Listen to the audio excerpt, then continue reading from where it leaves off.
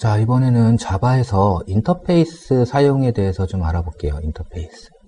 인터페이스를 사용해야 되는 경우는 굉장히 여러 가지 경우가 있는데요. 그 중에서 가장 대표적인 케이스. 어떠하면 그 상태를 외부에 알려준다. 이렇게 하려고 할 경우에 이때 대표적으로 인터페이스를 정의해서 사용을 해야 됩니다. 일반적으로 자바 프로그램 할 때요, 인터페이스들을 별로 정의를 안 해보셨더라고요. 여러분들도 인터페이스를 정의해서 사용하는 거 별로 안 해보셨죠? 그거는 여러분들이 반쪽짜리 오브젝트 오리엔티드 프로그래밍을 해보셨던 겁니다. 지금까지 자바를 반쪽짜리로 쓰고 있었던 거예요. 자바를 제대로 쓰시려면요, 인터페이스를 정의해서 사용할 수밖에 없습니다. 왜 그러냐면 지금 제가 얘기 드리는 클래스를 갖다 내가 막 설계를 해요. 클래스를 막 설계하다 보면 어떠한 상황이 되면 외부에 알려줘야 되는 이런 경우가 많이 생겨요. 예를 들어 가지고 우리가 TV를 설계한다고 해볼게요. TV를 설계한다고 해볼게요. TV를 설계한다고 하면요, TV에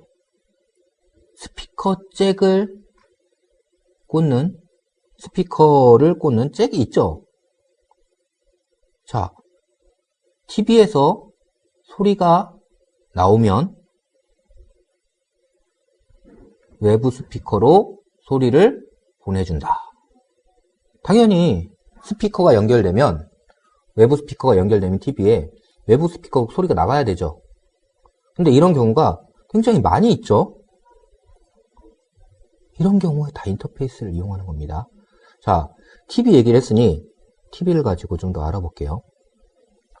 자, TV에서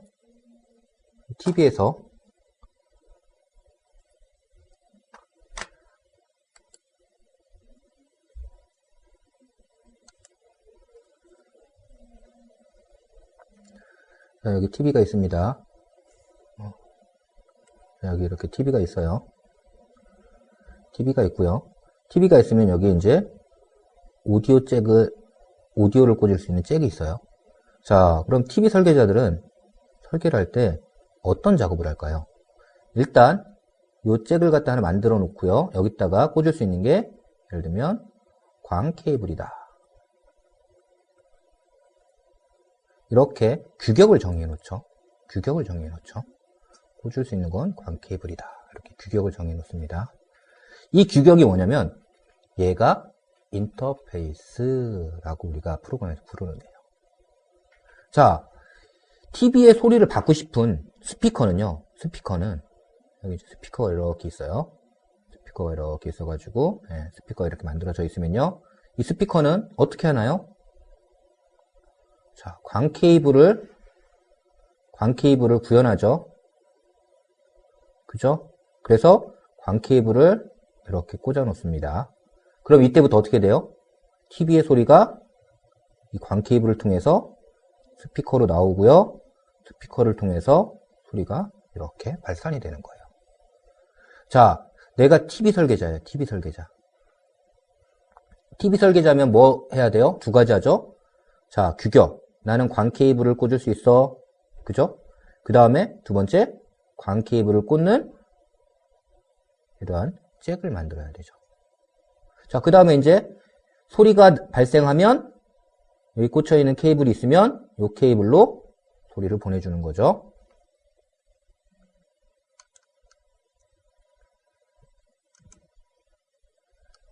자, 소리를 보내주는 거죠. 자, 이런 방식으로 우리가 일상적으로 이미 현실에서 사용을 하고 있는 겁니다. 자, 이제 코드상에서 어떻게 하는지 볼까요? 코드상에서. 자, 이런 예를 하나 만들어 보겠습니다. 카운터라고 하는 클래스를 하나 만들었는데요. 이 카운터라고 하는 클래스에 인크리먼트라고 하는 함수가 있어요. 자, 인크리먼트라고 하는 함수가 있는데 이 인크리먼트라는 함수를 호출하면 그때마다 카운트를 하나씩 증가시킬 겁니다. 근데 내가 알고 싶은 거는 이 카운트가 증가되다가 10의 배수가 되면 외부에 알려주고 싶어요. 외부에 알려주고 싶습니다. 자, 지금 얘기한 거랑 똑같은 케이스죠? 자, 이런 경우 어떻게 하느냐? 자, 인터페이스를 하나 정의합니다. 카운터 리스너라는 인터페이스 정의하고요. 그 다음에 알려줄 때 어떻게 알려줄 거냐? notify count라는 함수를 통해서 내가 알려주겠다. 그리고 그때 count 값을 내가 넘겨줄게 해서 이렇게 인터페이스를 하나 정의하는 거죠. 자, 규격을 정의했어요. 아까 TV에 광 케이블이라는 규격 정의하듯이 이렇게 규격을 정의했습니다. 그리고 이제 어떻게 해요? 광 케이블을 꽂을 수 있는 잭을 하나 만들어야 되죠? 광 케이블을 꽂을 수 있는 잭을 하나 만들어야 됩니다. 그래서 set counter listener라고 해서 잭을 이렇게 꽂을 수 있게 만들었어요. 그래서 잭이 들어오면 그 잭을 보관하고 있는 거죠. 그 다음에 이제 어떻게 하냐면 아까 여기 10으로 나눠 떨어지면 이제 이 리스너의 onNotify count라는 함수를 통해서 카운터 값을 전달해 주면 되는 겁니다. 자, TV에서 소리가 나면 잭이 꽂혀 있으면 그 잭으로 소리를 보내준다. 자, 이해되시나요? 자, 잭으로 케이블이 꽂혔으면 그 케이블을 보관하고 있고요. 케이블이 있으면 그 케이블로 소리를 보내준다. TV에서 사용하는 방식을 그대로 우리가 쓰고 있는 겁니다. 프로그램에서도. 자, 이렇게 사용을 하는 겁니다. 자, 뭐 지금은 카운터를 가지고 이렇게 했는데요. 예를 들면 버튼이 눌리면 버튼이 눌렸다는 거를 버튼이 자기를 사용하는 애한테 알려주고 싶죠. 외부에 알려주고 싶습니다. 당연히 뭘 해야겠어요? 인터페이스를 정의하겠죠. 텍스트가 변경되면 나를 이용하는 애한테 알려주고 싶어요. 외부에 알려주는 거죠. 당연히 인터페이스를 정의하겠죠. 이것처럼 인터페이스는 어떤 정보가 어떻게 되면 외부에 알려준다. 이런 것들을 할 때 인터페이스를 정의해서 사용을 하는 겁니다. 자, 다음에 두 번째로 이런 걸 해볼게요. 인터페이스를 이용해서요. 어떤 경우에 또 인터페이스를 사용하느냐면 공통적인 속성을 갖도록 하기 위해서 사용합니다. 공통적인 속성을 갖도록 하기 위해서 인터페이스를 사용합니다. 앞에서 쉐입 얘기할 때요. 자, 삼각형, 사각형, 원 얘들 갖다가 임플리먼트 드로우브 그래서 얘들은 캔버스에 내가 그릴 수 있는 애들이야 라고 해서 드로우브라는 거를 객체를 임플리먼트 하면 드로우블 객체가 된다고 그랬죠. 걔가 대표적으로 이 케이스에 속합니다. 자, 인터페이스를 컴페어러블이라고 하는 걸 하나 정의한다고 할게요. 컴페어러블은 컴페어라고 하는 속성을 하나 가질 거고요. 이 컴페어라는 속성에서요. 컴페어라는 속성은 어떻게 할 거냐면 자기 자신과 이 컴페어로 들어오는 객체 간의 값을 비교하는 이런 일을 하도록 만들 겁니다. 그래서 내가 만약에 myData라는 클래스를 만들었다고 하면요. implement comparable 이렇게 하면 compare라고 하는 함수를 정의해야겠죠. 여기 들어온 거 가지고 값을 내가 더 크면 플러스, 그다음 같으면 0, 그 다음에 들어온 것이 더 크면 마이너스를 리턴하도록 컴페어를 구현하는 거예요. 자, 그러면 이제 어떻게 되냐면요. myData라고 하는 클래스는요. 두 클래스 객체 간의 비교를 할 수 있는 이런 객체가 되는 거예요. 그래서 이런 속성을 부여하기 위해서 내가 컴페어러블이라고 하는 인터페이스를 정의한 겁니다. 자, 당연히 myData라고 하는 거는 컴페어러블을 임플리먼트 했으니까 myData는 컴페어러블이죠. 이게 이지어 관계였죠. 기억하시죠? 이지어 관계이기 때문에 이렇게 이름을 부를 수가 있습니다. 자, 인터페이스 사용에 대한 얘기들을 드렸고요. 다음에 이제 이너 클래스라는 거에 대해서 조금 알아보도록 하겠습니다. 자, 이너 클래스는요, 클래스 안에서 클래스를 정의하는 것을 이너 클래스라고 합니다. 클래스 안에서 클래스를 정의하는 것을 이너 클래스라고 해요. 이너 클래스를 왜 쓰느냐? 이제 여러분들이 그 이그젬플 소스들 보면 이너 클래스를 상당히 많이 쓰고 있어요. 근데 이너 클래스는요, 아무 때나 이너 클래스를 쓰는 게 아닙니다. 아무 때나 이너 클래스 쓰는 게 아니에요. 이너 클래스는요, 클래스 내부에서만 사용되는 클래스를 정의할 때만 이너 클래스를 사용하는 겁니다. 그렇지 않고 이 클래스와 종속성이 전혀 없는 클래스를 이너 클래스로 만들어 쓰게 되면요, 나중에 그 사용이 더 어려워지기 때문에 실제로 그렇게 쓰지 않습니다. 자, 이너 클래스 예를 한번 볼까요? 자, 여기 보면 아우터 클래스라고 하는 클래스를 하나 정의했어요. 아우터 클래스라는 걸 정의했고요. 얘는 메시지를 갖고 있습니다. 자, 아우터 클래스 이렇게 생성을 했고요. 이 아우터 클래스는 이제 프린트 메시지라고 해서 아우터 클래스를 받으면 아우터 클래스로부터 메시지를 거서 메시지를 출력하는 이런 함수를 하나 정의를 했습니다. 자, 내부에 이너 클래스를 하나 내가 정의했어요. 이너 클래스. 그리고 이너 클래스에 인보크 아우터라고 하면 이제 아우터 클래스에 있는 프린트 메시지라는 함수로 호출해 줄 겁니다. 이너 클래스를 만들어서 인보크 아우터라고 하면 프린트 메시지를 호출해 줄 거예요. 자, 이렇게 이너 클래스를 정의했고요. 이렇게 정의된 이너 클래스에서요. 자, 이너 클래스 객체를 생성하고요.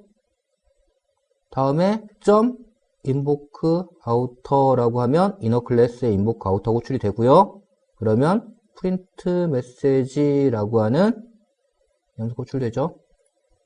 자, 근데 프린트 메시지는 아우터 클래스의 객체를 참조하고 있습니다. 그래서 내가 여기서 이 아우터 클래스 객체를 넣어주고 싶어요.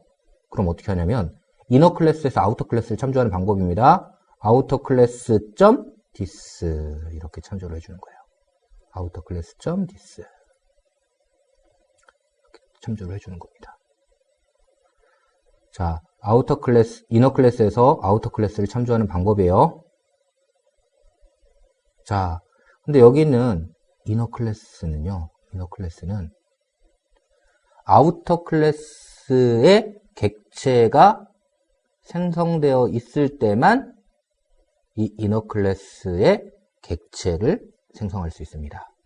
왜냐하면 스태틱이 붙어 있지 않기 때문에 그렇습니다.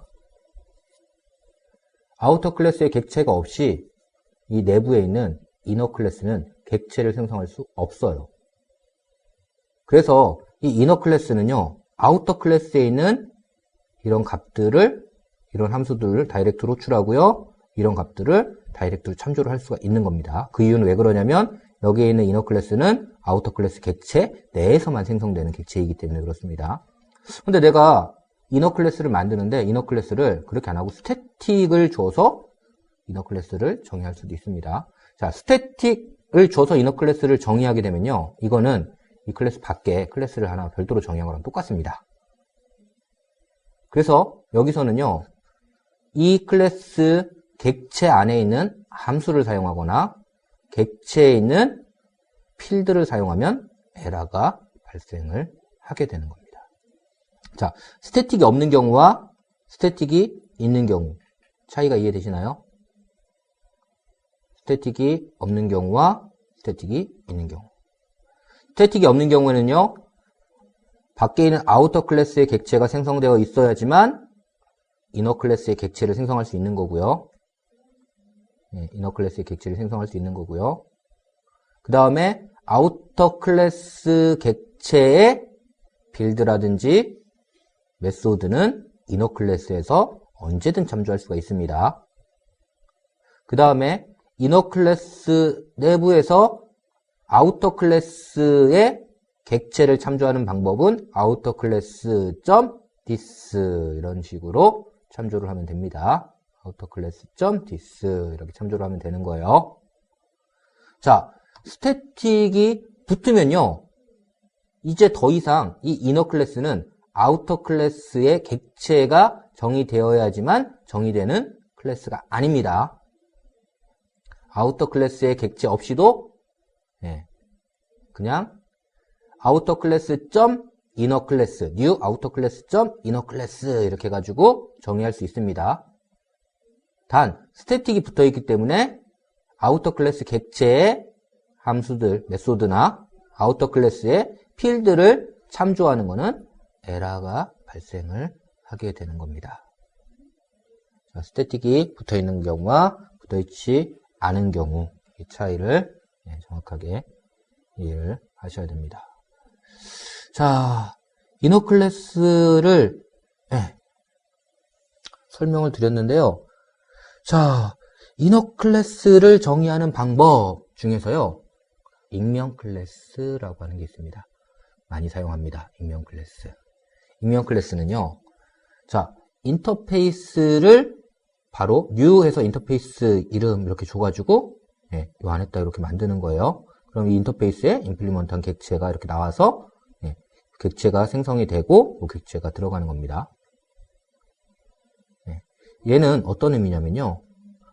어너미너스 클래스 익스텐즈 임플리먼트 카운터 리스너 해가지고 객체 만들고 new 어너미너스 클래스 해준 거랑 같은 의미입니다. 같은 의미예요.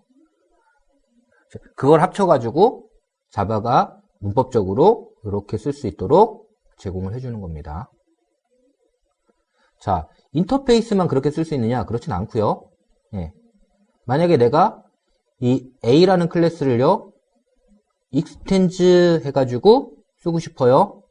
어너미너스 익스텐즈, 어너미너스 클래스 B, 익스텐즈 A 이렇게 해가지고 하고 싶은데요. 한 번밖에 사용을 안 해요. 이런 경우에는요, 어떻게 하냐면 new A 이렇게 하고서 오버라이드 이렇게 해주면 A를 익스텐즈한 어너미너스 클래스의 객체가 할당이 되는 겁니다. 어너미너스 클래스의 객체가 할당이 되는 거예요. 자, 얘는 A라고 하는 생성자의 텍스트를 받고 있죠. 그래서 그 생성자를 호출하도록 이렇게 만드는 겁니다. 생성자를 호출하도록 이렇게 만들어주는 거예요. 자, 다음. 자, 이너 클래스와 어너미너스 익명 클래스에 대한 것들을 알아봤습니다. 자, 이번에는 클래스의 타입을 알아보는, 자, 클래스가 아니라 객체의 타입을 알아보는 연산자에 대해서 알아보겠습니다. 자, 앞에서 인플로이라는 거를 익스텐즈 해가지고 매니저도 만들고 인플로이 상속해서 엔지니어도 만들었어요. 그러면 내가 이제 여기 인플로이라고 해서 들어왔어요. 함수로. 그럼 얘가 인플로이일 수도 있고요. 매니저일 수도 있고요. 엔지니어일 수도 있어요. 그러면 매니저인지 엔지니어인지 이걸 알고 싶어요. 그래서 얘 타입이 뭐냐? 이걸 알고 싶습니다. 그래서 쓰는 키워드가 뭐냐면 인스턴스 오브라는 키워드예요. 이렇게 하면 자, 인스턴스 오브는요. 반드시 얘의 슈퍼에 해당해야 돼요. 여기 들어오는 요 타입이요. 요거에 슈퍼에 해당해야 됩니다. 슈퍼에 얘가 있어야 돼요. 그래야지만 요 객체가 인스턴스 오브 이렇게 먹을 수 있습니다. 슈퍼에 해당하지 않으면 요 문법 자체가 에러가 납니다. 그래서 이가 매니저 클래스인지 물어보는 거고요. 이가 엔지니어 클래스인지 이거를 갖다가 확인하는 게 인스턴스 오브입니다. 자, 이제 만약에 확인이 됐어요. 그럼 이제 이를 갖다가 매니저 클래스로 다뤄야 되죠. 그래서 그때 다룰 때 쓰는 게 뭐냐면 타입 캐스팅입니다. 타입 캐스팅. 인스턴스 오브를 이용해 가지고요. 확인하고 나서 타입 캐스팅을 통해 가지고요. 해당하는 객체로 변환해 주면 됩니다. 타입 캐스팅하는 방법은요. 가로 열고 클래스에 타입 적어주고요. 객체를 적어주면 타입 캐스팅이 이루어집니다. 자, 이제 여기까지 자바의 기본적인 문법들을 좀 더 심도 있게 알아봤고요. 걔들을 언제 사용하는지 이런 것들을 알아봤습니다. 자, 이제 자바에서 사용하는 기본적인 클래스인 오브젝트 클래스에 대한 것을 알아보도록 하겠습니다. 자, 여러분들이 사용하는 모든 자바의 클래스는요, 오브젝트 클래스를 상속받고 있습니다. 오브젝트 클래스를 상속받고 있어요. 그래서 모든 클래스의 오브젝트는 슈퍼 클래스가 됩니다. 모든 클래스의 슈퍼 클래스에 해당합니다. 즉, 여러분들이 만든 클래스를 오브젝트 클래스의 변수로 참조할 수 있다는 얘기입니다. 자, 오브젝트 클래스에는요, equal이라고 하는 함수가 있어요. equals라는 함수가 있습니다. 자, equals와 여기 있는 요 연산자 사이에 차이가 있습니다. 자, 땡땡땡땡이라고 하는 같다를 두게 하는 이 연산자의 경우에는요, 이건 무슨 뜻이냐면 객체 자체가 같다라는 의미입니다. 무슨 말이냐면 내가 new 해서 A라는 객체 만들었죠? 그러면 그 객체를 갖다가 B에다가 할당했어요. 그러면 같은 객체죠. 같은 객체. 얘는 같은 객체라는 의미입니다. 근데 equals는요, 얘와 같은 의미로 생각할 수도 있는데 equals는요, 안에 있는 내용이 같다는 뜻입니다. 안에 있는 내용이 같다는 얘기예요. 예를 들어서 스트링이라는 걸 생각을 해볼게요. 스트링. 자, 코드를 잠깐 보고 생각을 해보겠습니다. 자,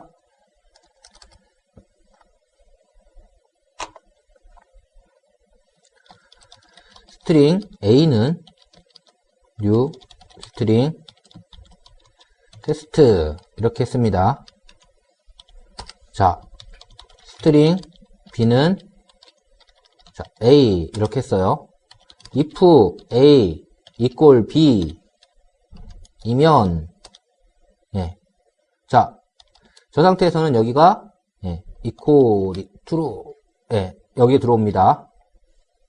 자, 근데 만약에 이렇게 안 하고 내가 new string test 똑같은 객체를 하나 더 만들었어요. 그럼 A하고 B는 equal이 아닙니다.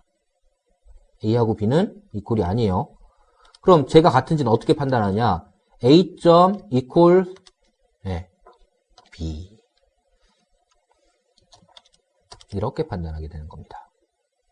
A와 B의 얘는 내용이 같은 거죠. 그 안에 있는 값이 같은 거죠. 값이 같은지 비교하는 게 여기 있는 equal이라는 거고요. 같은 객체인지를 비교하는 게 여기 있는 and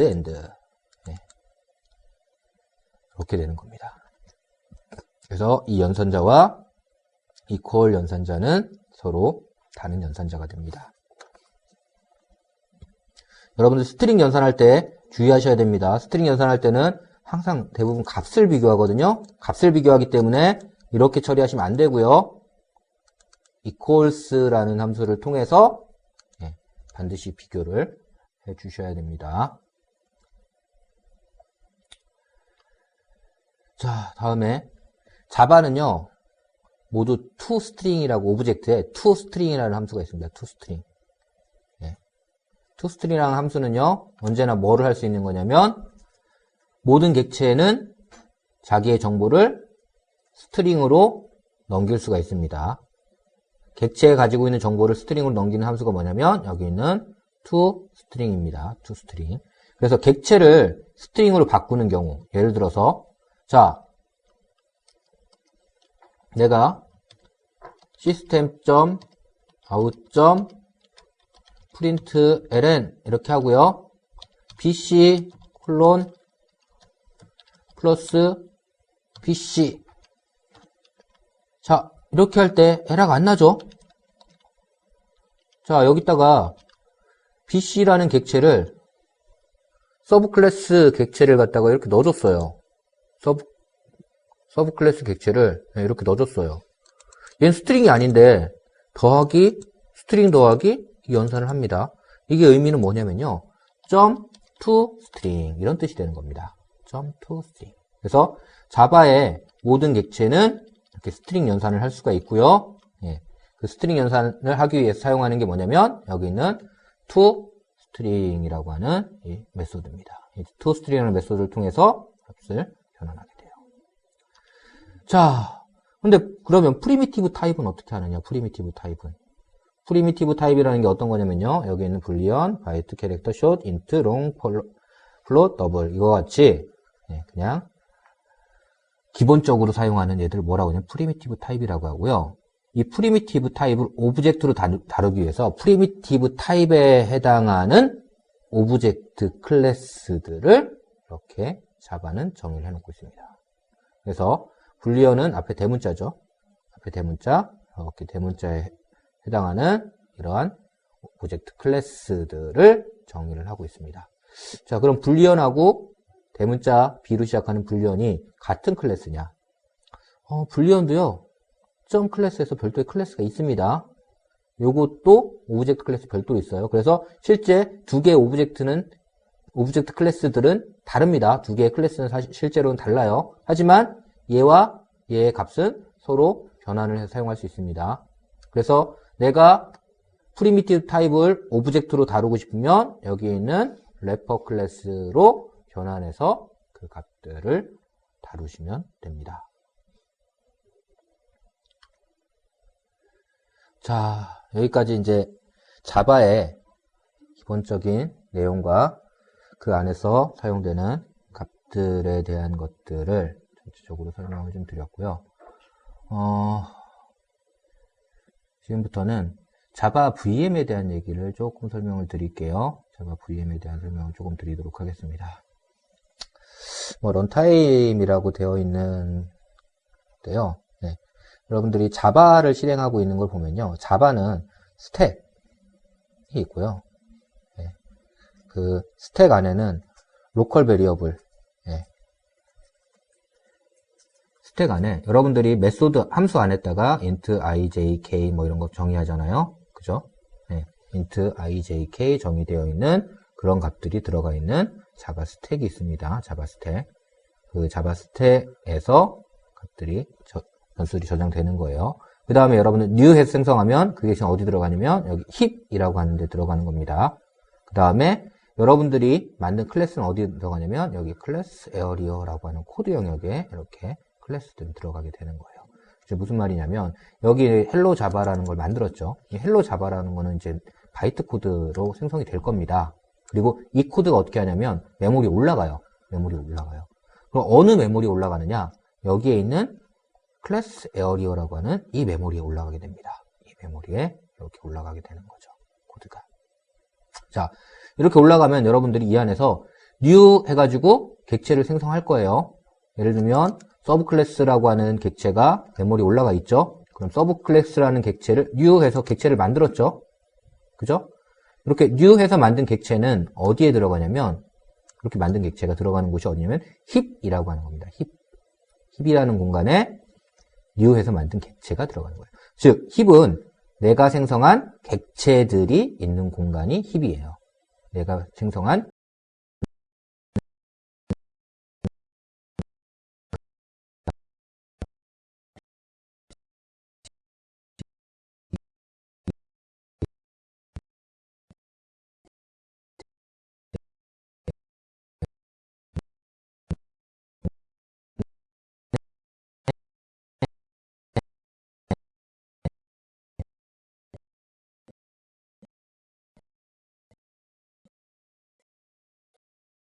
객체 안에 정의돼요. 객체 안에. 그런데 만약에 여기 있는 자 메인 함수에서 bc라고 되어 있는 베이스 클래스 bc라고 하는 변수는 자 이 메소드 안에 있는 변수죠. 메소드 안에 있는 이 변수는 어디에 위치하게 되냐면 여기에 있는 자바 스택이라고 하는 이 공간에 변수가 정의되어서 올라가는 겁니다. 변수가 정의되어 올라가는 거예요. 자, 이렇게 정의되어서 올라가기 때문에요. 얘는 스택을 힙에 있는 오브젝트를 가리키고 있게 되겠죠. 그러다가 리턴을 하게 되면 객체는 사라지게 되는 겁니다. 가르치고 있는 이 변수는 사라지게 되는 거고요. 그렇다고 해서 힙에 있는 객체가 사라지는 게 아니에요. 힙에 있는 객체가 사라지는 게 아니라 참조하고 있는 이 변수만 더 이상 메모리에 쓰지 않는 변수로서 사라지는 겁니다. 그래서 이러한 구조로 자바는 되어 있습니다.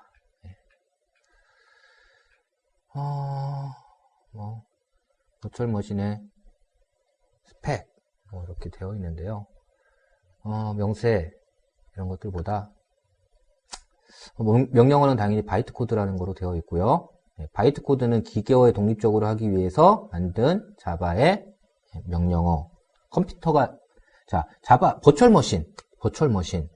자, 버추얼 머신이라는 게 뭐냐면 가상의 컴퓨터예요. 가상의 컴퓨터. 쉽게 말하면 가상의 컴퓨터라서요. 하드웨어에 의했다가 소프트웨어로 컴퓨터를 하나 만들어 놓은 거예요. 그리고 그 위에서 컴퓨터에서 돌아가는 실행 명령어. 얘를 갖다가 우리가 뭐라고 하냐면 바이트 코드라고 합니다. 바이트 코드. 그래서 소프트웨어적으로 만든 컴퓨터이기 때문에요. 이 소프트웨어적으로 만든 컴퓨터를 하드웨어 포팅만 하면 바이트 코드를 가지고 하드웨어 관계없이 독립적으로 언제든 실행할 수 있게 되는 거죠. 그 다음에 바이트 코드를 가지고 실행하기 전에요. 베리피케이션이라고 하는 걸 합니다. 베리피케이션이 뭐냐면요. 안에 코드가 변질돼가지고 특정한 보안상의 이슈가 발생할 수 있는 부분들이 있는지 체크하는 것을 베리피케이션이라고 해요. 베리피케이션. 그래서 코드 베리파이를 하기 때문에요. 시큐리티에 대한 이슈들을 갖다가 안전하게 해결할 수가 있습니다. 안전하게 해결할 수 있어요. 그 다음에 자바는요. 기본적으로 JVM은요. 스택머신이라고 합니다. 스택머신. 스택머신이라고 하는데 왜 스택머신이라고 하냐면요. 여러분들 스택머신과 레지스터 머신이라는 게 있어요. 컴퓨터에. 스택머신과 레지스터 머신이 있는데요. 스택머신이라는 건 어떤 거냐면 이런 겁니다.